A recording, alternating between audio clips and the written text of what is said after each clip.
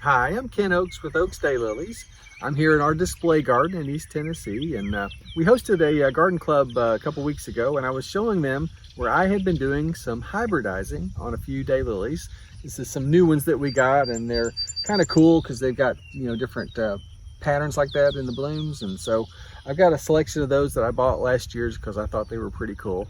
And I was like, you know what, they're all right here, and I've got time just to maybe cross some of these because I would like to do more hybridizing in our daylilies, but it's just hard for me to find time to do that with everything else going on. But I've tried to make some time this year to do some hybridizing on these varieties, and as you can see behind me, look at all these seed pods that we've got coming up. So in any case, I was showing this to the garden club, and they were really interested in hybridizing. And it reminded me, we always get a lot of questions about that, and folks are interested in that. And we shot a video all about hybridizing a couple years ago, and we thought about redoing that video, but I watched it and it's actually pretty good. So we're just going to roll into that. And as always, if you got questions or comments about it, you can put them below, and contact information is on the website. We'd love to talk to you about any daily questions about hybridizing if you're interested in that. So enjoy the video, and thanks for watching. In this video, I'm going to talk about hybridizing daylilies. I'm going to talk about what that is, and we're going to go through 5 steps to hybridizing beautiful new daylily varieties. So hybridizing daylilies means crossing 2 different daylily varieties together to make a new seed, which will be a new and distinct variety. Okay, a hybrid is different from a species daylily, which you don't see many species daylilies around. They're not offered in the trade, except for the roadside daylily, which is Hemericalis fulva, like this one here.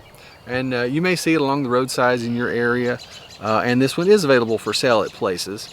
One thing about the species that I always like to point out is this one in particular, and maybe some of the other species, I'm not sure, but retains the trait that it will spread underground. So it can be a little bit almost invasive. It's not very fast, but over time it can definitely fill in and creep on you. The hybrids, which is what almost everybody sells, which is what we sell, don't have that trait. So they're a clump and they're not going to spread like that. But I always like to show the species because, look at this. It's kind of a, whatever. It's pretty in its own way. It's kind of this burnt orange color. And the other species, daylilies, there are some that are yellow and maybe some that are a little more orange or similar to this color. But from those few pretty humble beginnings of the species daylilies, over the years, folks have created a huge range of daylily colors. There's literally tens of thousands of daylily varieties have been created over the years. Pretty much every color except for blue. There are short, tall, big flowers, small flowers, ruffled edges, eye zones. You take a look at our website, you can see just all the different variety that's available. I always kind of like to say that it's kind of a testament to the American can-do spirit, because they started with this and ended up with this and beautiful big flowers and just, like I mentioned, everything under the sun. So that's what hybridizing is. It's taking 2 different varieties and putting them together to create something new.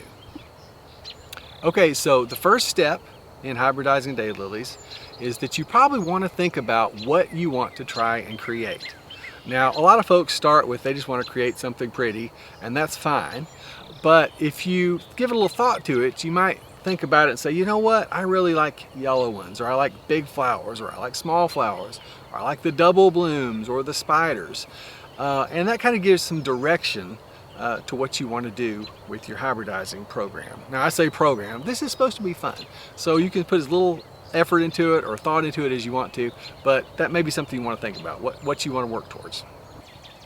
All right, so the second step to hybridizing is decide which varieties you want to cross.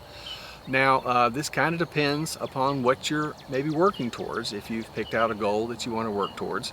Now, a lot of folks just cross pretty on pretty, and there's nothing wrong with that. This is supposed to be fun. But let's say, for instance, that you wanted to create some more reblooming varieties. That's a popular trait in daylilies, varieties that will bloom and then bloom again. Well, you're probably going to start with something that's a rebloomer. It's kind of common sense. If you start with a rebloomer, you're more likely to get some kids that are rebloomers. Likewise, if you start with a big red flower, you're more likely to get some kids that are red flowers, etc. I thought it was kind of interesting. This is a variety we sell called whatchamacallit. and its parents are Stella d'Oro, and this is not Little Fat Dazzler, but it looks like Little Fat Dazzler. And so these two were the parents, and it created this one. So you can kind of see they're all three small flowers, and they all share the trait that they're very good rebloomers. Little Fat Dazzler is not necessarily an awesome rebloomer, but Stella's one of the best ever, and whatchamacallit's one of our other really best rebloomers. So that's the idea. You pick some things that have the traits that you want to work towards.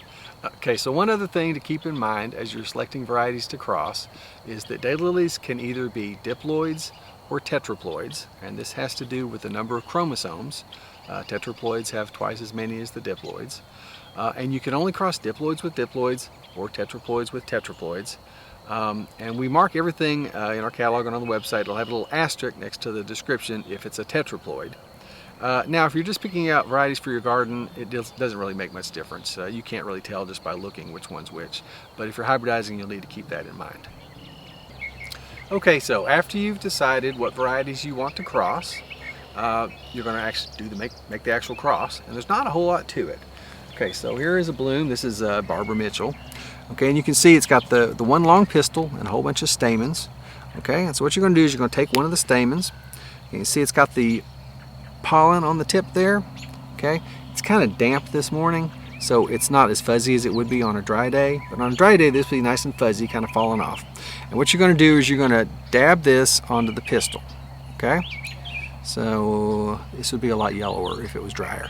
But in any case, you get the idea. Okay, so this one here, obviously I'm crossing it against itself, so it's probably going to be something that looks similar to that. But, you know, hopefully, you know, your idea for your perfect cross will come up with something that's, you know, interesting.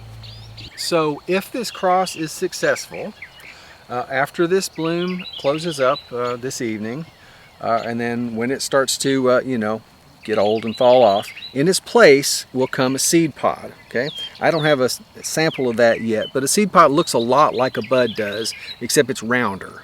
All right, and you'll know it when you see it because it's obviously not opening up. It's, you know, round like a golf ball. And what you're going to want to do is wait until that ripens.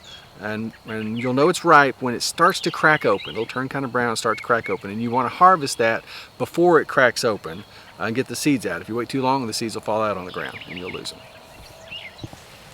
All right, so the last step after you've harvested your seeds is a couple things. You have choices you could do here. Some folks will go ahead and plant the seeds in the same summer, all right? Or other folks will put them in the freezer over the winter and plant them in the next spring. And this kind of depends on where you live and how much time you've got. If you live further north and you're not harvesting the seeds until, you know, say August or late July, you may not have enough time to get those going, and you may just want to wait and plant those in the spring. But, you know, if you're further south and you're harvesting the seeds in July and you still got several months, go ahead and plant them. And they'll have time to get, you know, come up and get enough growth on them to survive the upcoming winter. And then the hard part is just the wait to see what it looks like. You folks down in the south may be lucky enough to get blooms the first year, but it's probably going to be the second year before you get much good bloom. And then you folks up north in our area here in Tennessee, it's almost at least 2 years before you see much bloom, and maybe even the third year before you see what it's really going to look like. But it's kind of like a treasure hunt when you go out in your seedling patch and you get to look through and see, you know, what surprises come up. So there's a lot of fun to hybridizing. You know, it's something you might want to try. So over the years, we have hybridized and introduced a little over 20-25 varieties or so. It was mostly my grandfather that did that, and I wish I had time to do it now, but I can't seem to find time in my schedule to do it. But those are listed on our website under Oaks Intros. Red Volunteer is one of our more famous ones. It's an All-American selection. Starstruck is another All-American selection. So be sure and check those out. So we've grown daylilies for over 40 years, and we love to talk about all things daylilies. If you have any questions or comments about this video, or really anything daylily, you can put them below, or our contact information is on the website. Hey, if you've got any pictures of daily beds that you've planted, we always love to see what your daylilies look like at your place. So you can, you know, send them to us. You know, like I said, contact information is on the website. You know, we shot a lot of videos about daylilies. You know, you certainly want to check out these. There's lots on our, you know, YouTube channel. And thanks for watching.